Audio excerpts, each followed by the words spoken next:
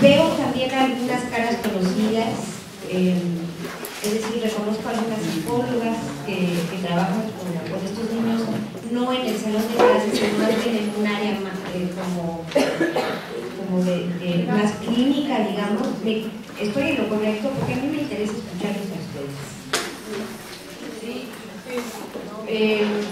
Y entonces, esa es la idea que yo me hago de ustedes.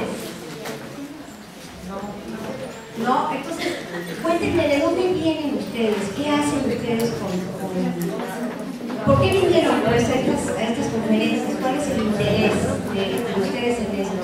Eso para mí es muy importante para saber con quién estoy, para que podamos hablar. A ver, si pueden hablar un poquito fuerte y brevemente, nada más como para ponernos un poco en contacto.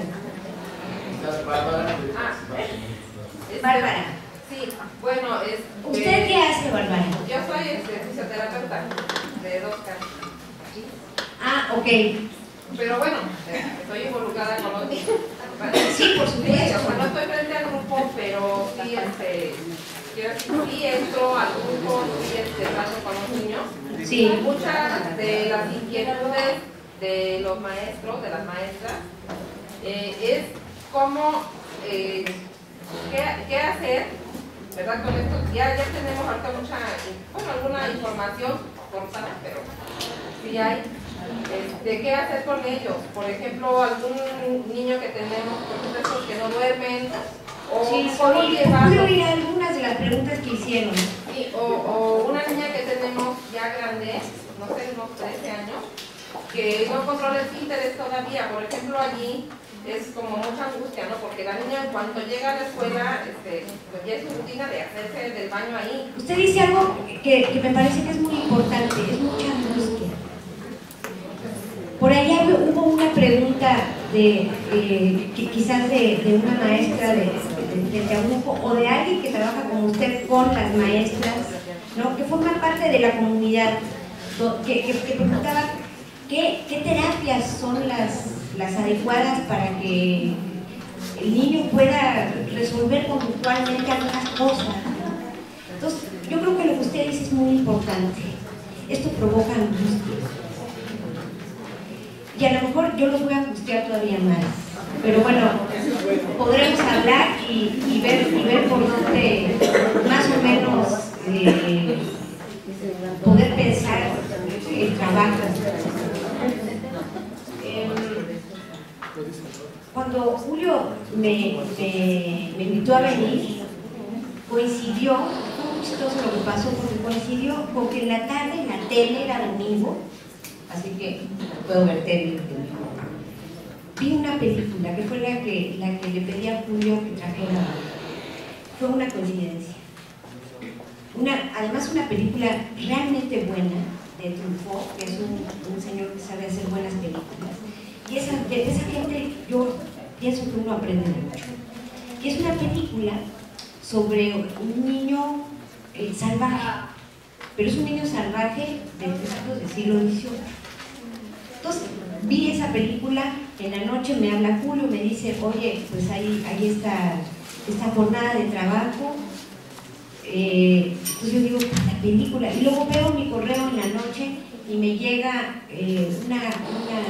un aviso, una carta pues de Marie-Claude Thomas, que es una psicoanalista francesa, anunciando que acaban de publicar su libro sobre el autismo en Francia, porque ella es de Francia. Entonces dije, bueno, esto es una carambola, así que me toca ir a educación especial, abordar este asunto del autismo con los maestros y con los psicólogos que trabajan en esto, a ver qué podemos hacer. Y lo que yo les propongo es lo siguiente. Yo estoy convencida de que ustedes saben mucho de autismo, porque ustedes trabajan con eso todos los días. Por eso pueden hacer esas preguntas: ¿qué hago con este niño que no duerme? ¿O qué hago con esta niña que llega y se hace pipí llegando a la escuela? Y entonces ustedes tienen que inventar qué hacen, porque ustedes se las ven con estos niños todos los días. Entonces, me parece a mí que ustedes tienen lo voy a diferenciar de saber para que podamos ponernos un poco en sintonía. Ustedes tienen una sabiduría acerca de esto.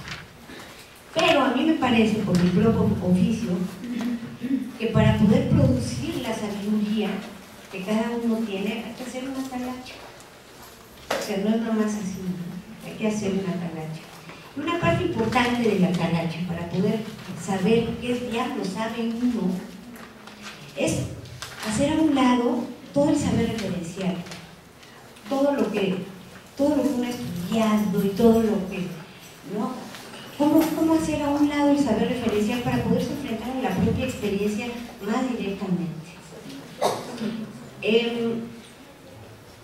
Les traigo en grandes líneas, nada más en grandes líneas, lo que Marie-Claude Thomas ha planteado acerca del así llamado autismo, porque yo creo que nos puede ayudar a eso, a poner un poco en suspenso el saber referenciar. Si me explico, cualquier cosa que no me explique, que no me entiendan, me dicen, me interrumpen.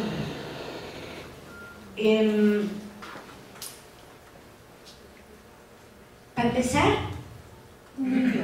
yo creo que tendríamos algún día en la vida que hacer un coloquio donde volvamos a pensar, ¿qué diablos es un niño? No, porque uno piensa, niño, pues digo, todo el mundo sabe lo que es un niño y pues ha sido un niño desde siempre, pero no, por ejemplo, en el siglo XIII había el niño de las cruzadas, el niño cruzado, porque los niños iban a las cruzadas a buscar el Santo Grial como los adultos. Y es más, en el siglo XIII todavía se dudaba de que los niños tuvieran alma, por ejemplo. Entonces, las cosas han cambiado. Digo, ya no estamos en el siglo XIII, pero si en el siglo XIII las cosas eran así. Luego, por ejemplo, en el siglo XVII y XVIII aparece lo que nosotros ya conocemos ahora como el niño escolar. Eso no existía. Si ahora nosotros decimos el niño escolar, pues más o menos sabemos de qué estamos hablando, ¿no? Es decir, todos los niños tendrían, y entonces políticas educativas y educación especial y todo el rollo, ¿no? Porque todos los niños tendrían que poder ir a la escuela. Eso es el siglo XVIII. Además, fíjense, coincide con algo que es muy importante, que es el nacimiento de la pediatría. O sea que desde el siglo XVIII nosotros tenemos cierta idea acerca del cuidado del niño, porque antes no los cuidaban a los niños, ¿no? Antes era como, quién sabe, habría que ver una película, porque luego uno no alcanza a imaginarse cómo eran las cosas antes. Y entonces uno se imagina que todo es como es ahora, ¿no? Como lo vivimos nosotros ahora, porque así funcionamos los seres humanos, ¿eh? No crean que por tontos, no, porque así funcionamos, vivimos creyendo que somos inmortales, ¿o no? O sea, aunque repitamos, yo soy mortal, ¿quién sabe qué será eso? En el siglo XIX aparece el niño trabajador, por ejemplo, con la revolución industrial. Entonces va cambiando el concepto, la idea que se tiene de un niño, la manera como se aborda a un niño. Y bueno, en el siglo XXI, ¿qué tipos de niños hay? Uno que es el que nos hemos reunido hoy para hablar, uno es el niño auténtico. Entonces yo también pregunto, bueno, ¿qué es eso? Es algo que angustia, es como lo primero que surge.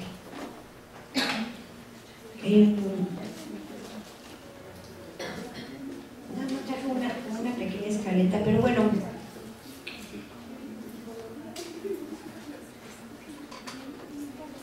Les planteo un poco lo que avanza Marie-Claude Thomas. En primer lugar dice algo que a mí me sorprende. Lo primero que ella plantea, digamos, que a mí me sorprende en mi lectura de su trabajo, que es lo que les traigo en este momento, es que Marie-Claude plantea que el autismo es una invención de 1943. Es un invento que se hizo en 1943. Y quien inventó el autismo es que tiene 69 años de existencia. O sea, no es de una generación completa. Es bien reciente, ¿se fijan? O sea, realmente es muy reciente. Si estamos hablando desde el siglo XIII, el niño autista es un invento muy reciente. Y lo creó el doctor Leo Kanner en Estados Unidos. Es fuerte, realmente es una afirmación fuerte decir que el autismo es la creación de alguien, ¿no? O sea, no se lo traga aún así nomás. Después de oír hablar gente que ya es realmente experta en el autismo, o sea. Y bueno, Leo Kanner era un psiquiatra que nació en 1896 en Galicia, en el Imperio Austrohúngaro, en la Galicia con Z, pues, no en España. Y él emigró a Estados Unidos en 1924. Y ahí se convirtió en el padre de la psiquiatría infantil. No existía la psiquiatría infantil. Y él crea esta nueva noción médica de la psiquiatría infantil. Y dentro de esa nueva noción médica, él inventa el autismo. Por supuesto, a quien le interese leer esta historia tiene acceso a algo de la literatura de Marie-Claude para verlo con más detalle. Después les doy una referencia por si les interesa seguir leyendo. Punto número 1, hacer una afirmación como la que hace Marie-Claude, ¿no? Esto es un invento de 1943, además documentado, visto cómo el doctor Kanner lo inventa, con quiénes trabaja, ¿no? Cómo funciona la psicología experimental y la psiquiatría experimental en ese momento, en fin, todo el contexto de que les daré nada más algunos mojones, pues, para más o menos orientar por dónde vamos. Entonces, entonces no es el autismo, según esta afirmación, no es como las galaxias, o sí. Los astrofísicos acaban de descubrir una nueva galaxia. Esa nueva galaxia ya estaba ahí y dijeron, órale, ahí está mira, ahí está una nueva galaxia. ¿Cómo es con el autismo? Ya estaba ahí. Ya estaba ahí y llegó Leo Kanner y dijo, órale, ahí está. ¿O cómo es eso? ¿Cómo es la invención de algo así? ¿Cómo es que se nombra algo así? O la galaxia, hay una galaxia que hasta nos da su nombre, porque se llama Galaxia de Andrómeda M31, ¿no? Entonces, bueno, ¿en qué momento empieza a existir la galaxia? En el momento que alguien dice, esa galaxia se llama Andrómeda 31 y está en tales coordenadas y lo demás allá, y a lo mejor la podemos ver con algún super telescopio. ¿Cuándo empieza el autismo? ¿Antes o después de Kanner? Por eso me interesa también que veamos la película, ¿no? Porque en la película, es una película, fíjense que además es una película que tiene todo que ver con la educación especial, porque resulta que el protagonista de la película es el niño salvaje y su médico, tutor, maestro, es alguien como ustedes, tiene que ver con ustedes, Jean Itard se llama, que además lo actúa Truffaut. Truffaut es Jean Itard. Bueno, pues resulta que entonces aparece en los bosques de Francia un niño desnudo que no habla y que es bien salvaje y que parece haber pasado toda su infancia en el bosque. Entonces estos cazadores lo atrapan y pues se lo llevan a este señor que curiosamente trabajaba con sordomudos. Se lo llevan a él a ver si se le ocurre hacer algo, y resulta que Jean Itard se convierte en el primer educador en la historia en ocuparse de un niño de esos raros como ustedes atienden, ¿no? Es el primero que se ocupa de un niño así. Digo raros para no decir otra cosa por lo pronto. Y bueno, entonces él propone un plan para rehabilitar a este niño y para incorporarlo, para socializarlo, que es un término que usamos nosotros todos los días y que para nosotros en la práctica es bien importante. Bueno, todos los otros médicos, por supuesto, no podían creer que él pudiera hacer algo con este niño, lo demás allá, pero fíjense cómo lo describe en sus memorias. Por eso les digo que yo no sé si el autismo ya existía o no existía. A ver ustedes qué piensan. Fíjense cómo lo describe Janet Dahl. Janet Dahl es unas super memorias, ¿no? muy detalladas, metódicamente muy bien hechas, y en esas se basó estrictamente Truffaut para hacer su película. ¿Algo que por ahí quiera comentar? Porque luego sigue. ¿Qué pasó? Fuerte. En relación a lo que usted comentaba, bueno, así como que yo me veo reflejada en esa realidad, porque yo estoy trabajando actualmente con 2 niños autistas. La realidad de estas familias es bastante fuerte porque los niños, por ejemplo, son de escasos recursos económicos y de extrema pobreza. Estos mismos no han sido escolarizados, es el primer año que llegan a preescolar a mi grupo.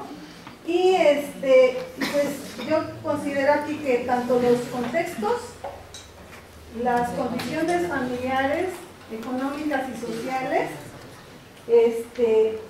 igual que no tienen una atención de un especialista. Pero maestra, yo lo que le pregunto, lo que ahora pregunto, y me pregunto, no nada más a ustedes, sino ¿por qué es autista? ¿Quién dice? O sea, ¿en qué? Es la primera vez que me enfrento a esto, y lo que yo le preguntaba a la señora, casi siempre así, que te llevan un papel, ¿no? Que del centro de salud, y te dice, pues es que este niño, de acuerdo a las características, el doctor dice. Entonces yo lo que empecé a trabajar con él es todo lo que tiene que ver con lo sensorial. Por este niño, así como llega al contexto de la escuela, pues todo quiere explorar, todo quiere comerse, todo. Bueno. Entonces yo dije, bueno, pues qué bueno que hay una oportunidad para... Claro, por supuesto. ¿Ven cómo saben cosas? Déjenme leerles la descripción de Janet Dahl desde El niño salvaje de 1799, ¿ok?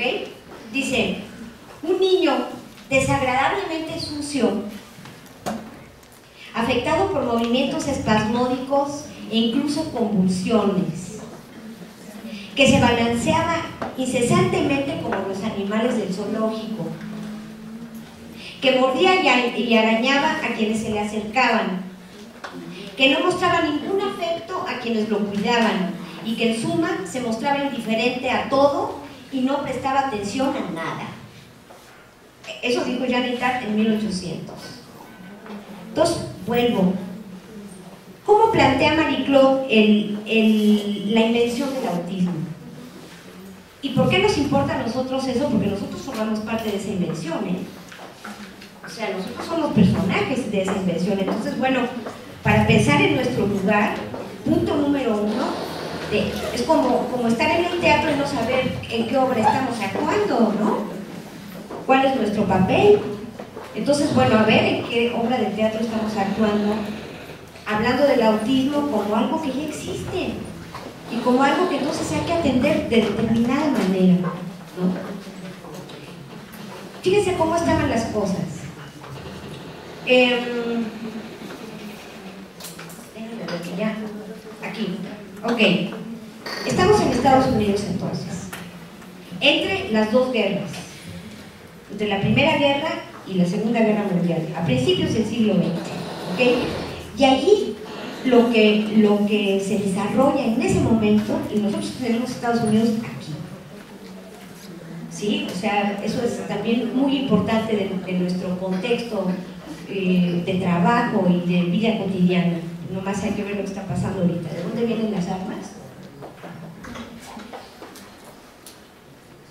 En esa época, entre las 2 guerras, se desarrolla la axiomática del conductismo. yo uso mucho el diccionario porque luego creo que sé las palabras y en realidad no sé ni de qué estoy hablando. Axiomática. Dicen, dos sentidos fundamentalmente tiene axiomática. Por un lado, algo incontrovertible, algo evidente. Eso es interesante porque tiene que ver con el conductismo mismo. Y por otro lado, tiene otro sentido, que es un conjunto, una axiomática, es un conjunto de definiciones y de postulados. ¿Ok? Entonces, se desarrolla la axiomática del conductismo entre las dos guerras en Estados Unidos, y hay un personaje fundamental que seguramente todos ustedes conocen, pero bueno, viene en este como recapitulación histórica un poco, para ver dónde diablos estamos nosotros ahora. Que es Watson, y Watson dice algo importante. Dice que hay, es decir, hay un postulado básico de Watson. El par estímulo-respuesta es un observable objetivo. Eso es lo que importa allí. Algo que yo objetivamente pueda observar y sobre lo cual yo objetivamente pueda actuar. De ahí la pregunta, ¿no? De ahí la pregunta de la maestra de ¿qué hago con ese niño?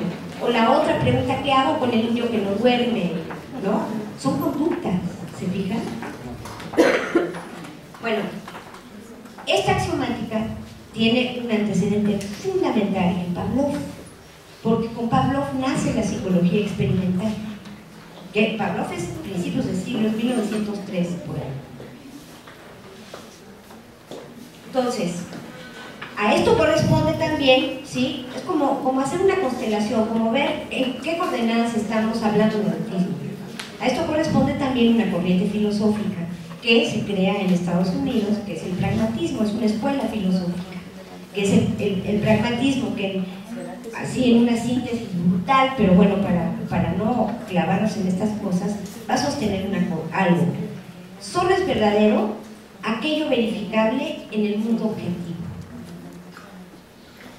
¿Sí? Lo que no es verificable en el mundo objetivo no es verdadero.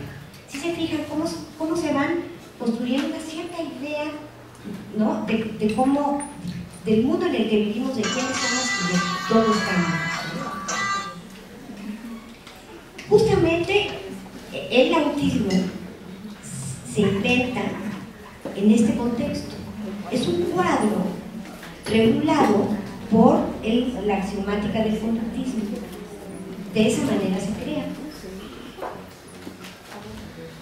Se extraen algunas observaciones interesantes de esta afirmación de Marie-Claude. Por ejemplo, una pregunta. ¿Qué tendrá que ver el hecho de que la psicología experimental y por lo tanto también una serie de didácticas, de técnicas didácticas, provengan de experimentos y pruebas que se hacen a una hora con animales? ¿No? O sea, las ratas reaccionan de cierto modo, y entonces de ahí se extraen consecuencias para entender la conducta de los humanos. Tienen una característica, los animales no hablan.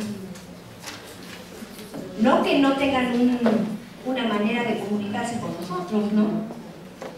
O sea, los animales que uno tiene se manifiestan. Y uno dice, es tan inteligente este gato que casi habla, pero casi. O sea, no habla, son mudos.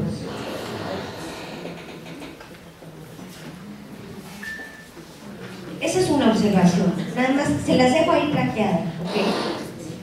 Otra, en estas coordenadas se va a crear algo que también tiene que ver con una de las preguntas que ustedes hacían, que son didácticas y terapias de comportamiento basadas en el aprendizaje condicionado, en estimular lo sensorial, en estimular lo auditivo, lo que decía el doctor en la conferencia anterior. Ustedes conocen eso, seguramente han tenido que estudiarlo para trabajar en educación especial con estos niños, ¿no?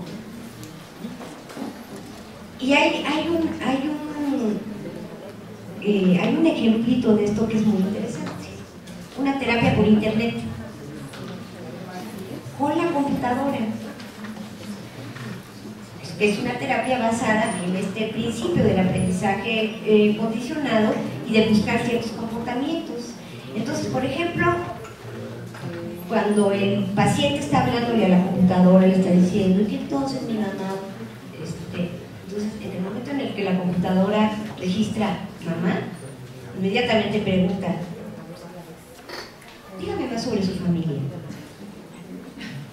Y entonces el otro habla y dice más sobre su familia, ¿no? Es decir, la computadora registra ciertas palabras y entonces a partir de esas palabras hace ciertas preguntas. Es una terapia de Carl Rogers, realizada por computadora. Entonces, es muy interesante el tiempo en el que vivimos, es muy loco, ¿no? Porque finalmente, ¿qué es lo que se pone en juego aquí? ¿No? Lo que la computadora capta es la intención, mi mamá, pero no el contenido proposicional de quien habla. Yo puedo decir, mi mamá era un encanto, o puedo decir, mi mamá era terrible.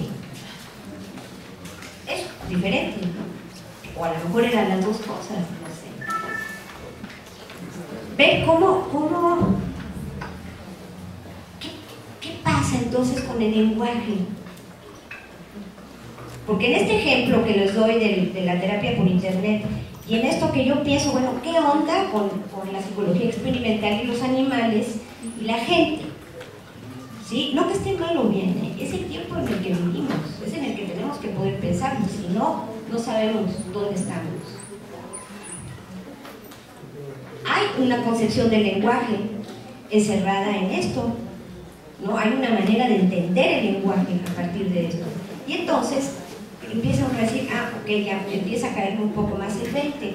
Si yo parto de Watson, de los observables objetivos, el lenguaje se reduce a estímulo-respuesta, y entonces, para lo que sirve el lenguaje, el énfasis en el lenguaje es que sea un instrumento de comunicación. Entonces, el lenguaje, ¿qué es el lenguaje? En nuestros tiempos, un instrumento de comunicación, ¿no? Al grado que yo puedo hasta soñar, como soñaban en la Guerra Fría, cuando veo caras muy jóvenes, pero a mí sí me tocó crecer en la Guerra Fría, donde los rusos eran los malos y los gringos eran los buenos. Así estaba dividido el mundo. Era más fácil que ahora porque era muy claro quiénes eran los malos, quiénes eran los buenos, ¿no? Entonces ahora lo sabemos tan claramente cómo es. Pues en esa época había un sueño que tiene que ver con este concepto de lenguaje, que era el sueño de la traducción automática. Entonces, decía alguien de esa época, decía, cuando veo un artículo en ruso, veo un texto en inglés, pero con signos raros que voy a descifrar. Entonces, ese era el sueño en esa época de que yo meto un texto en la computadora y me lo traduce. Pero ¿por qué no se realizó ese sueño? Ahora en la computadora busca, ¿no? Traducta. Hay un sitio que se llama Traducta. Entonces pone uno una frase y se la traduce. Pero, por ejemplo, a ver, si yo soy argentina, digamos, y entonces tengo que traducir del inglés, y entonces yo voy a decir, ¡qué boludo! Pero si yo soy mexicana, voy a decir, pues, ¡qué pendejo! ¿No? ¿Cuál es el correcto? ¿Boludo o pendejo? ¿Cómo le hago para traducir? O sea, hay algo allí perdone que use una mala palabra, pero no se me ocurrió otra, ¿no? Chango y mono para los pastos oídos, ¿sí? Si yo digo chango en Argentina, no me entiende. Tengo que decir mono. Pero si yo digo mono aquí también puede ser que mono. Y allá no. ¿Se fijan cómo las palabras juegan? Las palabras quieren decir más de lo que dicen. Entonces no es tan fácil esto de que el lenguaje es un mero instrumento de comunicación. Pasa algo más con el lenguaje. Sí, eso es lo que uno puede llegar a pensar a partir de otras perspectivas. ¿Ok?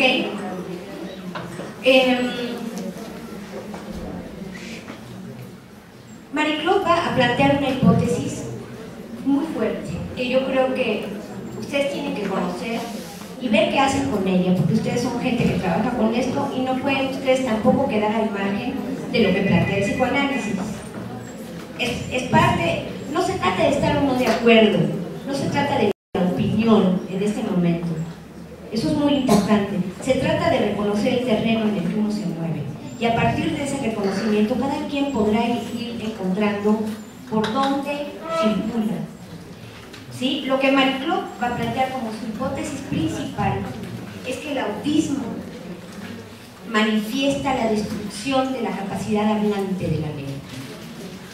En la medida en que la lengua se considera como algo que es meramente un instrumento de comunicación, su capacidad hablante, lo poco que acabo de hacer ahora entre echarme un el boludo pendejo, pues, para darles un ejemplo muy simple, queda destruida. Y lo que ella plantea es que el autismo es un síntoma de eso. El autismo manifiesta eso. Los niños autistas hablan de eso, manifiestan eso, padecen eso, y no solo lo padecen, dice ella, sino ocurre algo muy paradójico, que es lo que ocurre con los síntomas, así entendidos.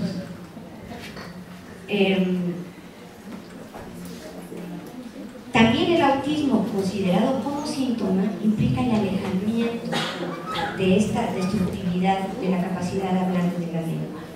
Al mismo tiempo que es decir, espero que poderles transmitirla para hoy.